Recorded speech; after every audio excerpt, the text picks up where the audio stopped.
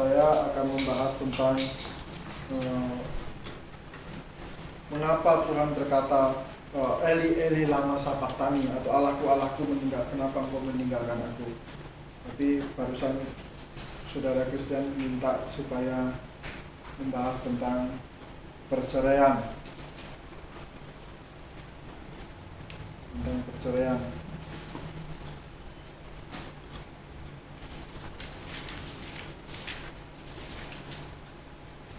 Kita buka di Matius pasal 19 ayat 6.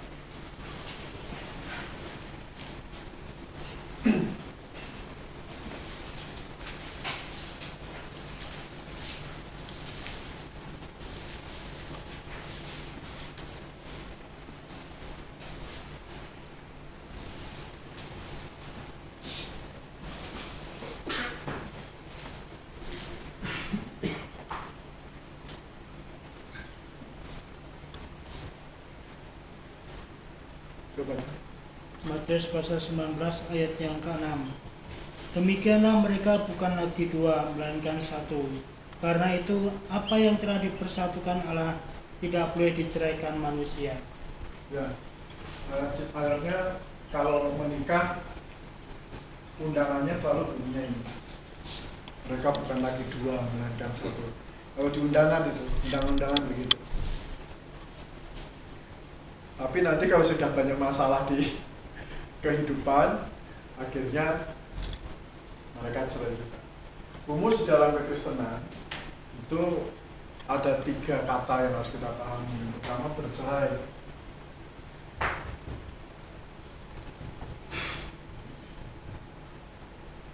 Satu, bercerai. Kedua, menceraikan. Ketiga, diceraikan.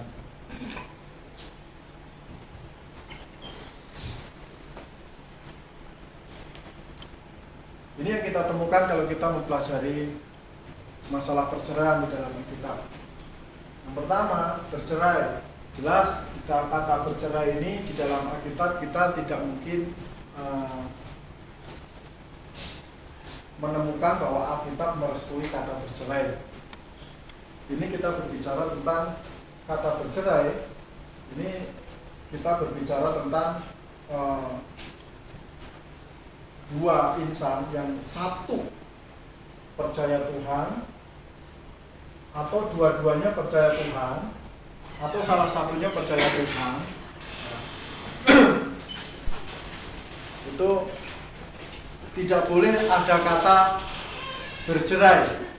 Jadi kalau kata bercerai berarti aktif, dua-duanya memang sepakat untuk bercerai. Kita tidak ketemu dengan ayat dengan model seperti ini. Kalau ketemu dengan model seperti ini, nanti kita akan ketemu banyak orang-orang yang percaya Tuhan, orang-orang yang percaya Tuhan, orang-orang yang sudah lahir baru. Dua-duanya mengaku lahir baru. Nanti kawin lagi. Nanti mereka kawin lagi, saya juga kawin lagi, padahal dua-duanya sudah lahir baru. Ini kata bercerai. Ini kita tidak akan ketemukan begini. Kemudian menceraikan.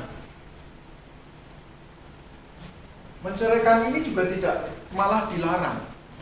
Kalau kita coba lihat di 1 Korintus pasal 7.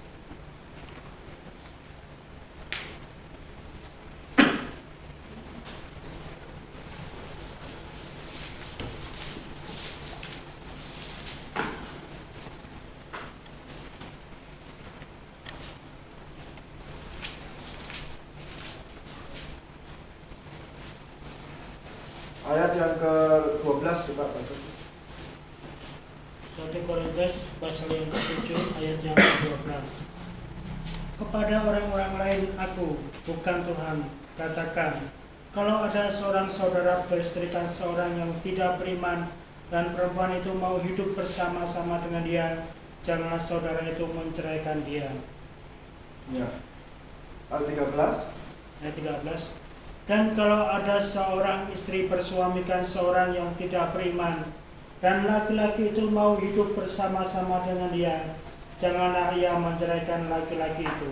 Nah ini, kata menceraikan itu jangan, katanya. Jadi sekalipun ini belum percaya Tuhan, ini belum, orang belum percaya Tuhan itu,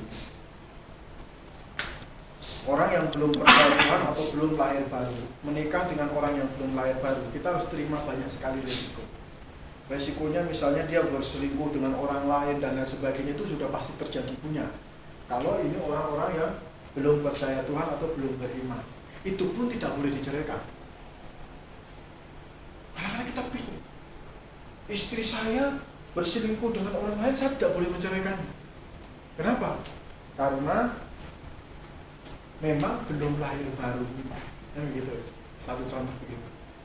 Itu pun jangan menceraikan dia. Kalau memang si istri ini masih mau hidup sama-sama saya, bayangkan betapa rumitnya itu hidup. Oke, nanti kita akan bahas lebih lanjut. Itu menceraikan itu jangan. Nah, yang ketiga, diceraikan. Kalau diceraikan itu sudah nggak bisa ngomong apa-apa dah. Orang diceraikan kok, gitu. Ini ayat 15. 1 Korintus pasal 7 ayat yang ke-15. Tetapi kalau ada orang yang tidak beriman itu mau bercerai, biarlah ia bercerai. Kalau hal yang demikian saudara atau saudari tidak terikat. Tetapi Allah memanggil kamu untuk hidup dalam damai sejahtera. Coba bayangin, kalau ada istrinya yang tidak beriman, itu kalau istrinya yang beriman mau menceraikan, itu belum beriman namanya, belum mengerti inti kekristenan. Bisa dikatakan oleh Paulus, maksudnya ini orang belum lahir baru. Kalau ada orang lahir baru terus bercerai gitu maksudnya, itu mungkin ada salah satu yang tidak lahir baru atau dua-duanya tidak lahir baru, itu yang dimaksud oleh Paulus. Karena orang-orang yang lahir baru tidak mungkin bercerai punya dalam kehidupan. Kemarin Christian katanya, Pak, itu dengar nggak ada artis sudah menikah dengan orang bule, terus sekarang dia kawin lagi sama penyanyi rohani, juga seperti sudah tampil di mimbar dan lain sebagainya katanya. Biasanya sih dengar sekilas itu. Lagu-lagunya juga lumayan, kaset-kasetnya ada di mobil-mobil. Dulu pernah lihat mobil siapa itu, ada kasetnya dia ini, kasetnya si bapak ini yang mau dikawin sama artis ini. Sampai itu tidak mungkin terjadi kalau dia betul-betul, mereka ini betul-betul lahir baru. Betul lahir baru. Sekarang begini loh, sekarang kehidupan di kekristenan di Indonesia ini sudah sangat rusak. Bayangkan, orang mau beritain Injil benar-benar, dia bilang jangan terlalu melotot begitulah. Gali Alkitab begitu ya, jangan terlalu digali Alkitab. Kita cukup beritakan Injil saja. Kita jangan ngomong yang lain-lain, kita beritakan Injil saja katanya. Tapi setelah ditunggu-tungguin orang nggak beritain Injil juga. Begitu kita tanya gimana Injilnya? Kita jangan terlalu jangan terlalu ngomong sama orang nanti tentang ke surga, tentang mati, tentang segala macam, tentang yakin masuk surga katanya. Jadi dikurangin terus. Mutu imannya itu dikurangi, sehingga akhirnya mutu kehidupannya pun jadi rusak. Kata cerai dan lain sebagainya itu jadi gampang sekali. Jadi sebenarnya mudah untuk memahami. Bercerai itu tidak ada kamus di dalam Alkitab. Menceraikan itu juga dilarang, jadi tidak ada kamusnya juga. Saya baca iklan gede waktu kita pergi ke pelayanan di Lampung Timur, itu kita lewat Sukadana sana. Itu Polsek Lampung Timur itu ya kasih tulisan gede-gede. Tulis gede-gede. Dilarang kecelakaan di sini. Kecelakaan dilarang. Sebab rumah sakit jauh. Ya, tapi banyak juga yang kecelakaan di situ. Padahal sudah dilarang sama polisi untuk kecelakaan. Nah, ini kenapa? Karena di dalam kehidupan kekristenan banyak yang sudah mengurangi mutu itu sendiri, mutu iman sendiri. Mutu iman. Bahkan ada yang Saya dengar di sini loh, nggak di tempat lain. Ada yang di sini ya. Itu dia bercerai dan dia mau menikah lagi dengan orang lain. Gembalanya itu tegur dia marah, dia mau pergi ke gereja itu, pergi ke gereja lain yang mau berkati dia loh. Ada yang sampai begitu. Wah, kacau. Jadi ini bercerai, tidak ada kamus, menceraikan juga jangan katanya. Tapi kalau diceraikan, itu pun kalau mau diceraikan, kalau bisa katanya hiduplah dengan damai sejahtera.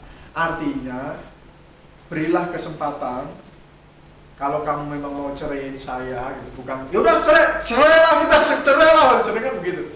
Ngomong kata cerai itu gampang sekali. Ayo cerai, yaudah cerai. Ayo, kapan? Sekarang. Wah, pas lipat. Besok mertuanya, alah jangan pada ribut lah, balik lagi. Ribut lagi, cerai. Kapan? Ayo sekarang. Wah, ribut lagi. Kadang-kadang memiliki keimanan yang begitu tipis. Lain cerita kalau itu orang-orang yang tidak percaya Tuhan. Orang-orang yang di luar kekristenan itu ada aturannya bahkan. Untuk nakut-nakutin itu pakai kata cerai itu pun nggak boleh. Talak itu namanya sudah. Masakah kekristenan yang sudah mengerti hidup lahir baru itu mengucap? Jangankan mengucap, keluar dari dalam hati belum terucap aja jangan. Itu kekristenan harusnya begitu. Cerai itu. Kesel, ya namanya kesel. Kesel ya namanya dua orang yang berbeda ya kesel ya biasa. Kadang-kadang begitu. Nah ini yang akhirnya kalau itu imannya sudah pada rusak ya masuklah oknum. Nah ini jangan kemudian diceraikan, ya silahkan kalau memang dia mau bercerai. Kemudian selanjutnya kalau memang dia diceraikan, Rasul Paulus menjelaskan bahwa sudahlah kalau memang itu bisa sanggup, kondisinya seperti saya gitu. Tapi kalau tidak sanggup ya kawinlah. Tetapi kawin yang dimaksud di sini, ini pada saat di zaman Korintus ini, zaman Korintus memang banyak sekali orang-orang yang martir, Pak. Orang-orang yang lahir baru itu orang-orang yang martir di bumi itu banyak, dan kejadian itu akhirnya banyak janda-janda yang kehilangan suaminya gitu. Nah ini bukan jadi satu pembenaran, tetapi ketika berbicara tentang kawin cerai ini memang begitu rumit. Begitu rumitnya kenapa? Pak, bagaimana kalau suami saya atau istri saya itu hidup dengan orang lain gitu. Oh, kalau itu bukan jatuh dalam dosamu, itu kamu sudah diceraikan.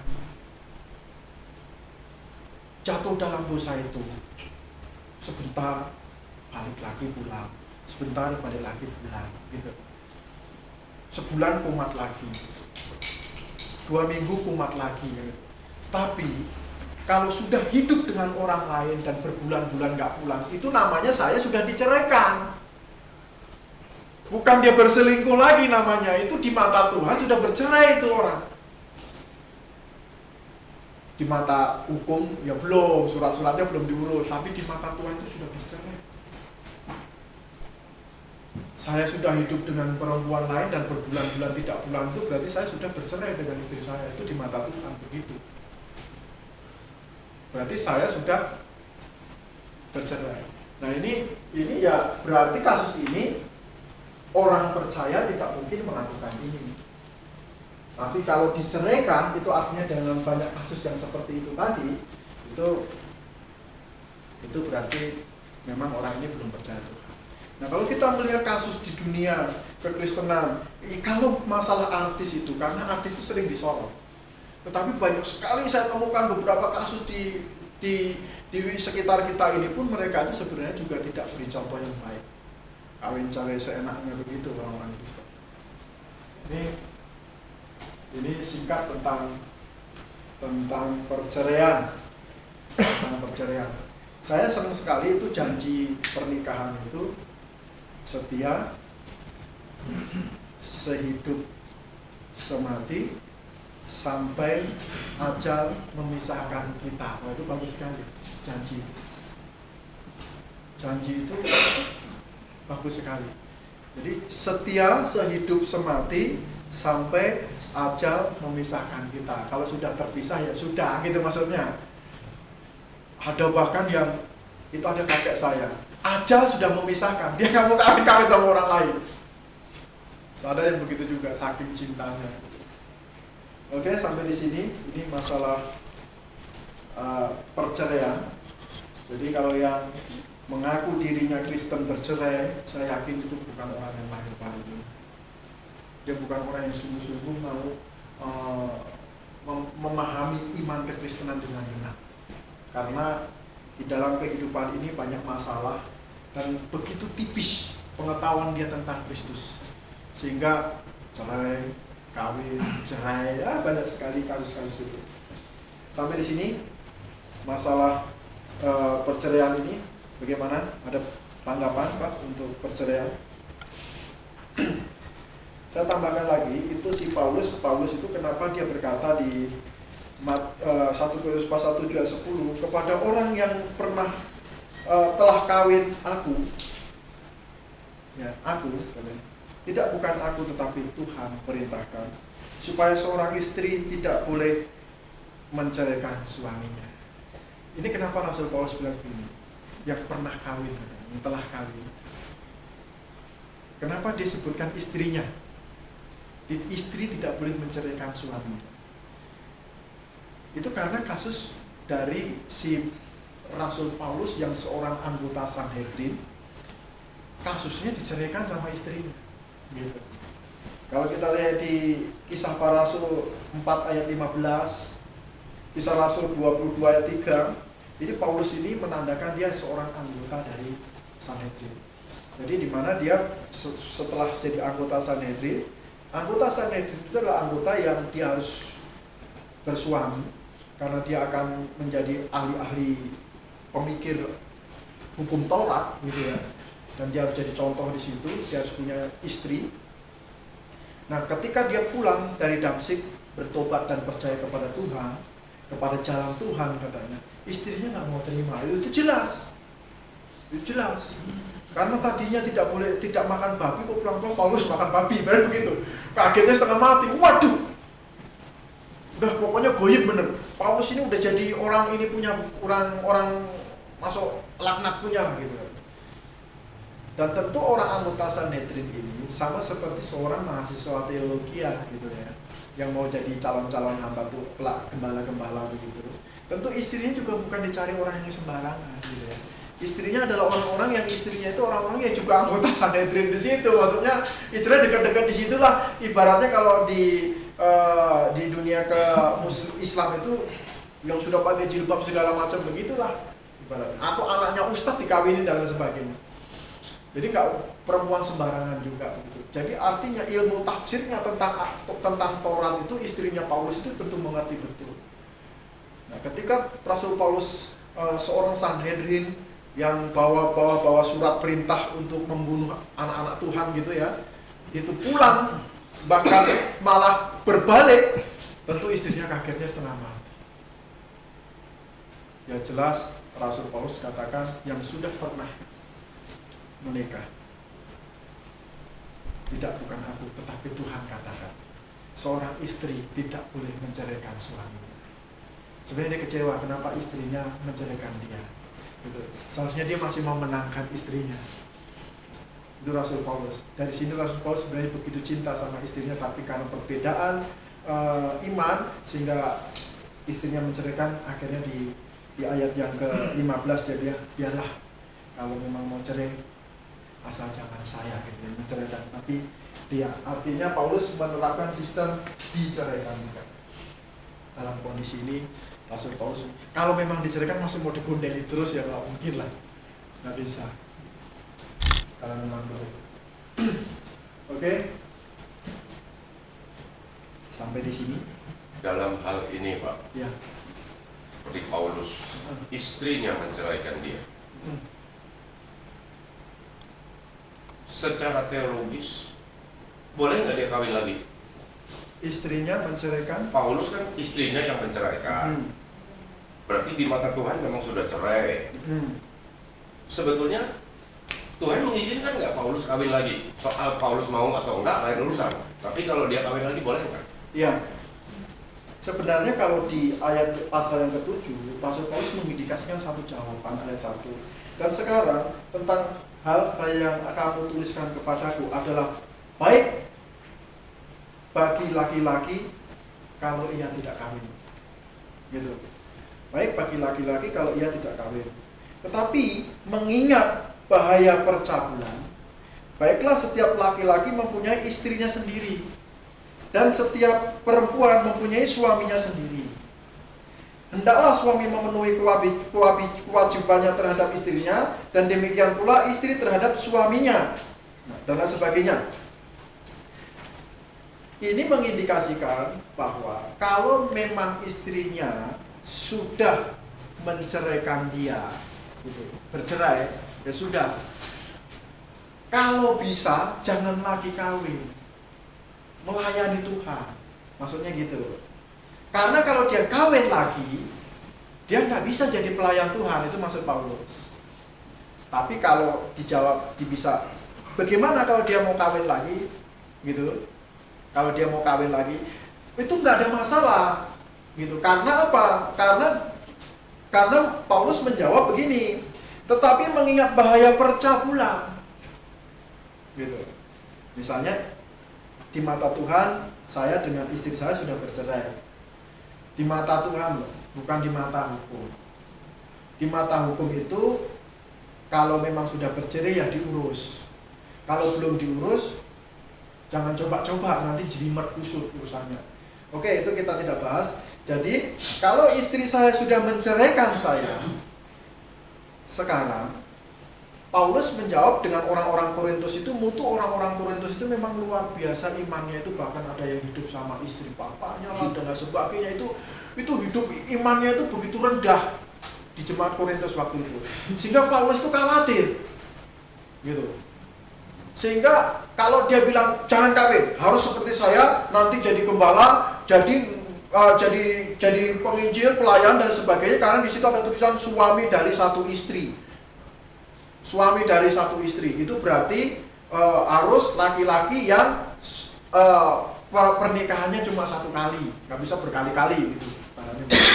Itu panjang penjelasannya, nanti kita ini.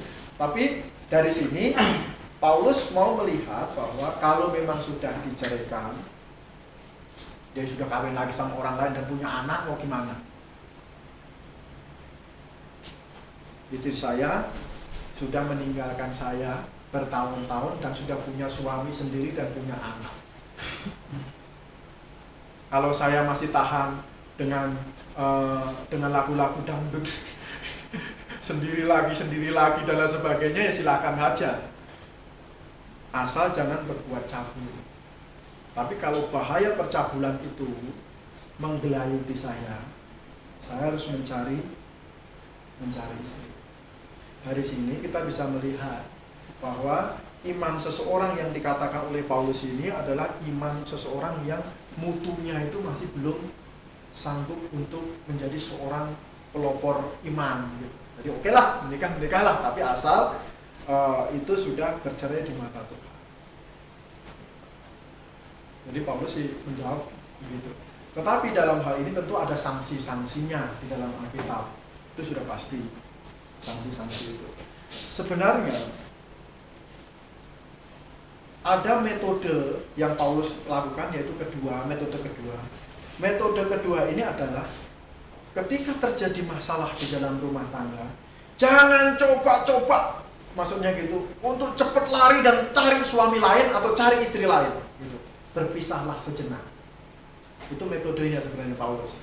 Maka dikatakan gini, ayat 5, janganlah kamu saling menjauhi, kecuali dengan persetujuan bersama untuk sementara waktu. Kalau memang sudah ribut gede, sudah nggak bisa lagi untuk didamaikan dalam satu kamar begitu ya, tolong persetujuan bersama, berpisahlah sementara waktu. Jangan ucapkan kata cerai, cerai. Terus istrinya ambil, nih bajunya bawa semua, minggat, pendampingnya minggat. Wah, ini kacau. Ini tidak boleh yang begini. Saya melihat budaya orang Eropa itu begini dia. Untuk hal seperti ini dia begini. Tapi untuk main cerai itu mah gampang sekali dia. Tapi untuk hal seperti ini dia lakukan dengan dewasa. Oke, ada anak kita, udah jangan ribut. Maka anaknya tuh malah seolah-olah, lihat di film-film itu, papanya lagi, mama lagi berantem, anaknya keluar. Gimana? Ya, ini gak ada masalah, baik. Begitu anaknya keluar lagi, anaknya masuk lagi, ya baik. Mereka punya aturan yang bagus lah, masih sudah maju. Tapi kalau kita nggak peduli, anaknya dia bapakmu tuh, itu bapakmu itu, kelakuan bapakmu. Ya kadang-kadang ini yang kurang di apa? Nah ini, jadi secara dasarnya pertama, kalau bisa jangan menikah. Jadi taraf kedua, kalau memang tidak kuat silahkan menikah, tapi jangan diulangi lagi untuk kedua kali. Terus taraf ketiga, jangan bercerai. Begitu. Nah, jadi jangan bercerai, dilarang untuk kecelakaan. Tapi ya tabrakan terus di situ. Tapi pada dasarnya bisa. Tapi kalau bisa jangan. Oke. Kita akhiri, kita tutup teman-teman.